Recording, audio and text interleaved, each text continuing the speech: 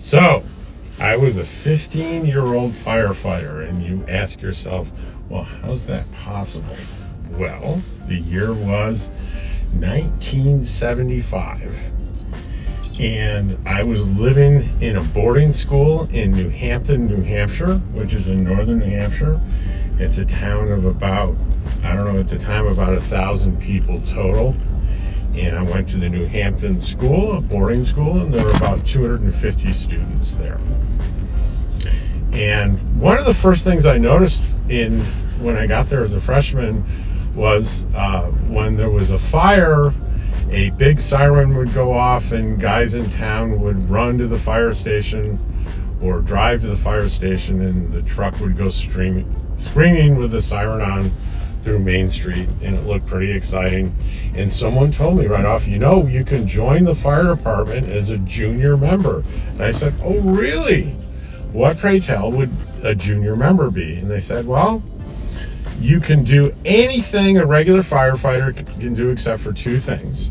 You can't go into a burning building, and you can't drive one of the fire trucks. But everything else you're free to do. You respond to fires, and if it's something that you're interested in, show up Monday night. I did. I joined as a junior member of the fire department, and as it turns out, there was a lot to do other than to go into burning buildings and drive the fire truck. Now, as far as burning buildings, this was a small fire department, and by the time the fire department was called, the siren went off, people went to the station, got the truck, and got to the house. No one was going in that house. It was every single one I saw. The 3 years I was in that fire department was a fully involved structure fire, and no one was going inside. So that part didn't matter. I didn't have a driver's license, so driving a fire truck was not something that would have been on the agenda anyway. But some interesting things happened. Now, there are things that I did as a junior firefighter that would even the most seasoned of full-time experienced firefighters would never be allowed to do.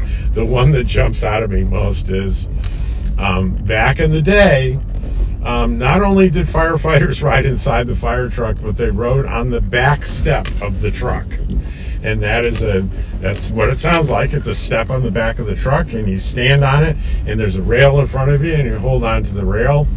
And you would think there's something to clip onto as well, but there wasn't. And I couldn't drive the truck, but I was welcome to stand on the back step of the truck, holding onto the rail, driving down Interstate 93 during a blizzard to go to a mutual aid fire. It was okay to do that. I remember holding on for dear life on the highway, and the wind is blowing, and I had my head tucked down just to keep the stinging snow out of my face and to try to keep warm. So that was, in retrospect, an incredibly dangerous thing to do, but those were the times we were allowed to do it. And any exterior firefighting we were allowed to do, like that involved spraying a hose from the outside of the building into the inside of the building. We were totally allowed to do that. And I remember a structure fire that happened in the middle of the night, right in town, right off the grounds of the school. And it was a big two and a half or 3-story house. And at one point we had a ladder up to this little kind of round vent hole in the attic, and the vent hole had been blown out or something. I can't remember how it got out, but there was a big hole with smoke coming out, and they needed someone to take the hose to the top of the ladder and just put the wet stuff on the red stuff. Just point the hose in the hole. Simple task. Well, it ended up being me, and I got up there, and I'm holding this hose above my head. I'm in full gear with a helmet and jacket and boots on and everything, and gloves, and I'm holding it over my head so it's going into the hole, and my head is down, and the heat was unbearable. I just couldn't figure out why it was so goddamn hot. And finally, I was holding the nozzle, but there were a couple guys below me, and I finally yelled down, "I can't do this, I got to get down." And they let me get down, and I sort of felt like kind of a wimp, that I wasn't able to do that, but damn, I thought it was hot.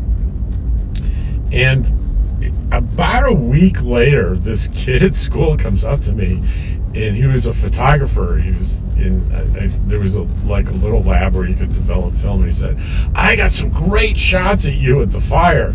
And I said, "Great, let me see."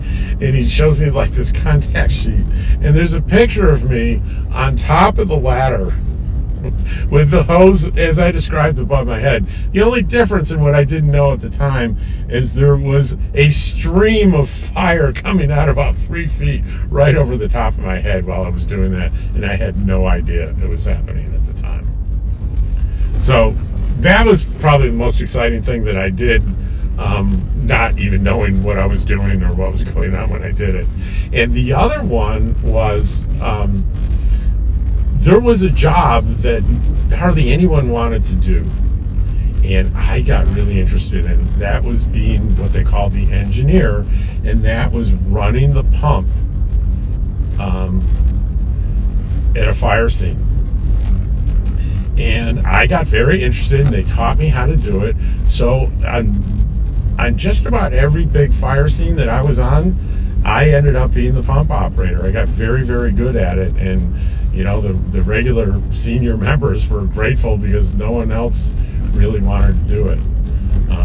And it was a lot of fun, and I felt it was safe, it was acceptable, and I felt like really useful. I felt like it was a really cool thing to do. But anyway, that lit my fire, so to speak, about being a firefighter and eventually being a EMT, and then after that being a paramedic and an EMS chief years and years later. So that is the story of me being a 15-year-old firefighter back in 1975. Hey, I'm Dottie, and I could use a few more subscribers.